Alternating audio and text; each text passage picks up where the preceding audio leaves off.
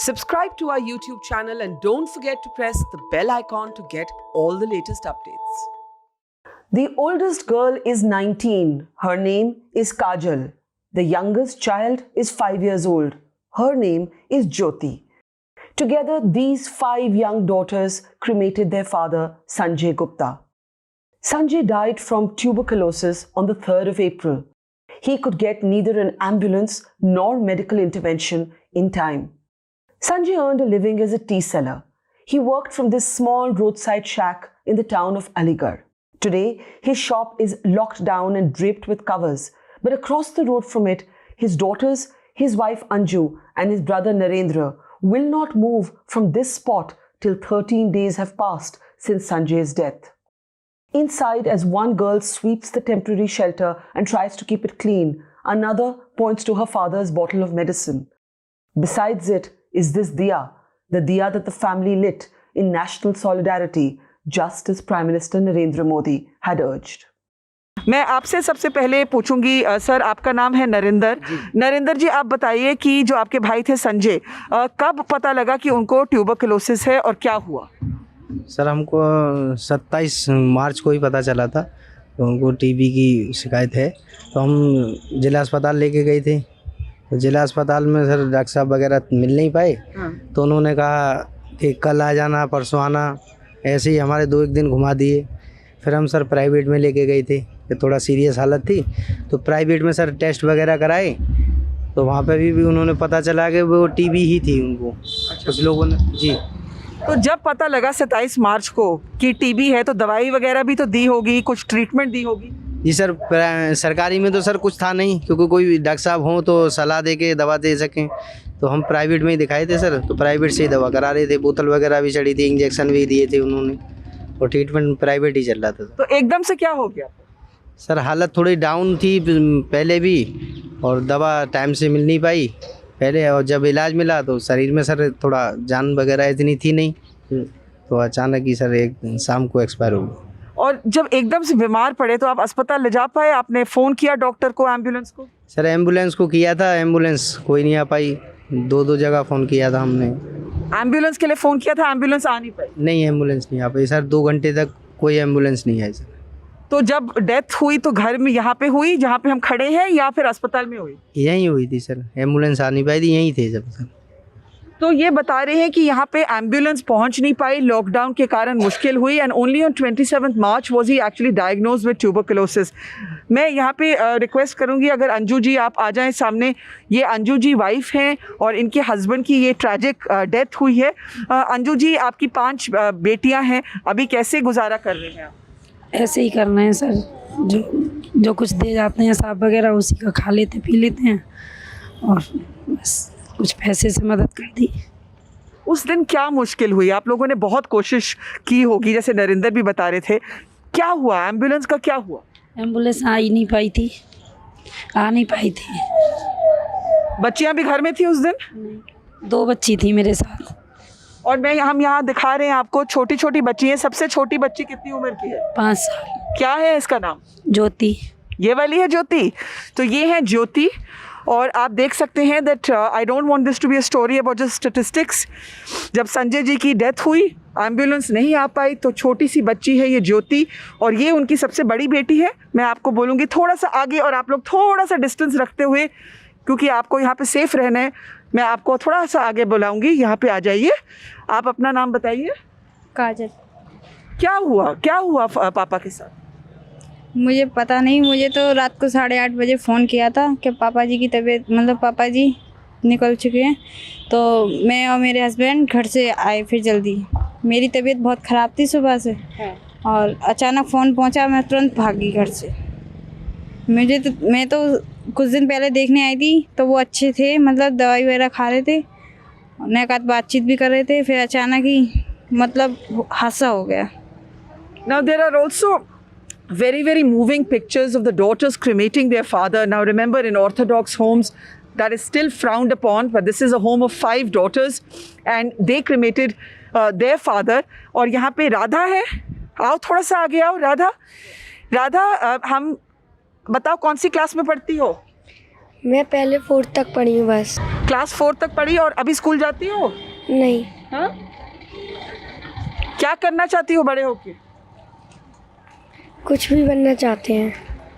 आपके जो फादर की डेथ हो गई, आप क्या दुनिया को बताना चाहते हैं अपने फादर के बारे में? कि हमारे पापा सही सलामत रहते। हाँ, बताइए। सही सलामत रहते घर पे ही। बहुत दिल में दर्द हो रहा होगा ना? जी। तो ये है एक परिवार की कहानी जहाँ पे ट्यूबरकुलोसिस डायग्नोज हुआ, लेकिन प्रॉब्लम हुई एम्बुलेंस, ट्रीटमेंट और कुछ भी तरह की मदद एक्सेस करने के लिए। अभी जहाँ हम लोग खड़े हैं नरेंद्र जी, ये कौन सी जगह है? ये सर नुमाइश एग्जीबिशन की दुकानें बनी हुई हैं सर। हाँ, फिर? जी सर। तो ये घर नहीं है वैसे आप लोगों का? नहीं सर, किराए पे रहते हैं वहाँ। ये सामने दुकान है अपनी, यही दुकान करते थे। चाय बेचते थे संजय जी? जी सर, जी सर। तो घर सर ज़्यादा दूर है अंदर, वहाँ कोई वाहन वगैरह नहीं मिल पाता। यहाँ से दवाई के लिए थोड़ा आसानी रहती थी आने जाने के लिए, तो यहीं रुके हुए थे सर। तो मतलब ये तो सब समझ सकते हैं कि कोरोना पे ही सबका ध्यान है, लेकिन जैसे आप जैसे परिवारों को सबसे ज़्यादा इस समय क्या मुश्किल हुई? क्योंकि ये भी है ना कि जो बाकी बीमारियां हैं वो भी तो चल रही है ना? जी जी जी सर, हमने सोचा था कि जैसे हालत थोड़ी डाउन है तो अगर एडमिट कर लें तो थोड़ा शायद जैसे ट्रीटमेंट मिल जाए हॉस्पिटल होके। तो एडमिट भी नहीं किया था, क्योंकि उन्होंने बोला कि सारे वार्डों में कोरोना के लिए खाली करा रखे हैं, एक ही वार्ड है और उसमें अभी ले नहीं पा रहे हैं डॉक्टर साहब। ये सरकारी अस्पताल की बात कर रहे हैं कि प्राइवेट? सरकारी की बोल रहे हैं सर। तो आपने कोशिश की एडमिट कराने की, उन्होंने कहा अभी सिर्फ कोरोना के पे फोकस है? जी सर, कोरोना वायरस के लिए उस पर फोकस चल रहा है और डॉक्टर साहब भी टीबी वाले सर बैठ नहीं पा रहे हैं। तो कंपाउंडर वगैरह उन्हें ही ज़्यादा हमने जब कहा उनसे, तब उन्होंने कहा ठीक है ये ले जाओ, पर्चा लिखवा लो, ये बुखार की दवा ले जाओ, ऐसे जांच करा लेना, ये करा लेना। इस तरीके से सर ट्रीट किया हमको। तो आपको तो यही लग रहा होगा कि कोई और समय होता तो संजय जी की जान बच सकती? शायद सर बच जाती sir. As we speak to the family, the police does rounds in the colony, urging residents to either get inside or wear a mask if sitting outside. बार बार बताया जा रहा है इस तरह की संक्रामक रोग फैला हुआ है, एक दूसरे के नजदीक ना रहें, चेहरे को ढक के रखें। आप लोग समझ नहीं आता है, एक साथ अगर बैठेंगे तो फिर कार्रवाई होगी। The abject poverty of this neighborhood and the essential inequality of our entire society is starkly visible. For the poor in India, accessing medical help has always been a problem. In the age of the coronavirus and during this period of the lockdown, it can be especially fatal. The Aligarh local administration has given the Gupta family a house to stay in under the PM's Awas Yojana. This house is certainly a relief and of some help, but it cannot undo the fact that Sanjay could still have been alive today, and this family has lost its only earning member. Adnan, आप यहाँ के पत्रकार हैं, आप ये बताइए कि संजय के परिवार को ये फिर घर कैसे मिला? मैम देखिए, जब संजय का देहांत हो गया और मीडिया के अंदर ये बात आई कि इसकी 5 बेटियां हैं और बेटियों ने बाप को कंधा दिया, तो लोगों ने पत्रकारों जहाँ सोचना चाहा, पूछना चाहा कि आखिर क्या वजह। पता चला कि इसको टीबी थी और इलाज नहीं मिल पाया और दवाई न मिलने की वजह से, और दूसरा एम्बुलेंस लेट आई। इन लोगों ने एम्बुलेंस को कॉल किया, सरकारी एम्बुलेंस लेट आई जिससे इसकी मृत्यु हो गई। उसके बाद सरकारी प्रशासन अमले में आने के बाद में अगले दिन डीएम साहब द्वारा इसको एक मकान और 11,000 रुपये दिए गए। अच्छा, यहाँ बहुत प्रॉब्लम हो रही है लोगों को जो कोरोना से नहीं झेल रहे, लेकिन कोई और बीमारी झेल रहे हैं, उनके साथ क्या हो रहा है? मैम बहुत सारी बीमारी ऐसी हैं जो अस्पतालों के अंदर जब ओपीडी खुलती है, जेएन मेडिकल कॉलेज है, यहाँ पर एक सरकारी दीनदयाल अस्पताल है, यहाँ पर सौ की तादाद में लोग पेशेंट बाहर से भी आते हैं, अलीगढ़ से और आसपास भी है। अब उनको इलाज नहीं मिल पा रहा क्योंकि ओपीडी बंद है। तो एक सबसे बड़ी वजह यह है कि जो सरकारी एक मशीनरी जो ओपीडी कहलाती है अस्पताल की, वो बंद है। ये एक सबसे बड़ी समस्या है। The tragedy of this family has brought home 2 key mistakes that are being made in the battle against the coronavirus. 1, the perils of neglecting other serious illnesses. And 2, not separating COVID facilities from non-COVID facilities.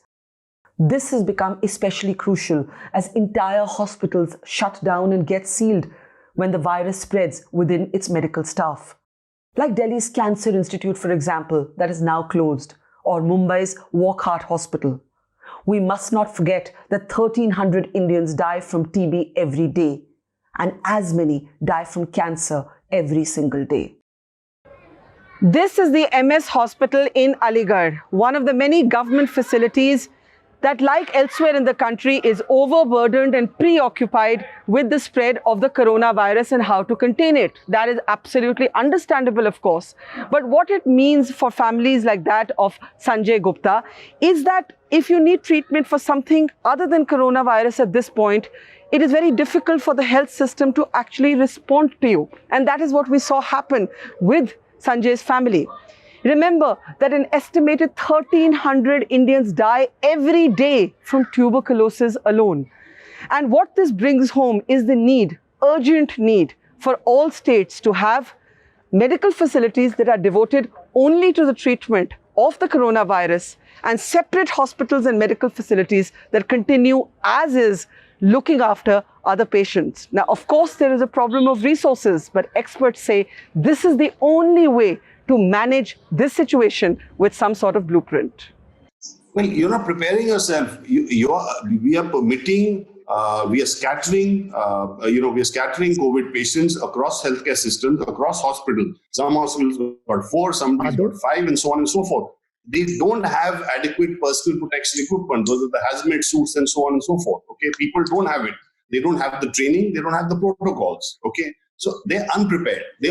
Accidents are waiting to happen. Okay, we're essentially pouring kerosene. Okay, before the first match comes in. What we need to do is, and this is exactly now the governments, the state governments and so on are doing. Okay, is preparing COVID-only hospitals and the others for non-COVID. Of course, there's a chance that those get compromised as well because, suspect comes in and so on and so forth. But at least on a daily basis, you're going to have all the COVID patients go to a particular place which is prepared for it.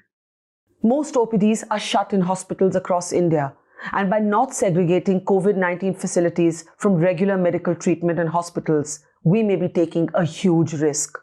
Not just are we potentially exposing all doctors, we are risking more tragedies like this one. Tragedies that may outnumber the existing annual mortality figures for these diseases. We are then risking a health crisis parallel to the battle against COVID and leaving searing images like this one of 5 daughters at a cremation ground to define our difficult and challenging present. In Aligarh with Prashanti Tyagi, Barkha Dutt for Mojo.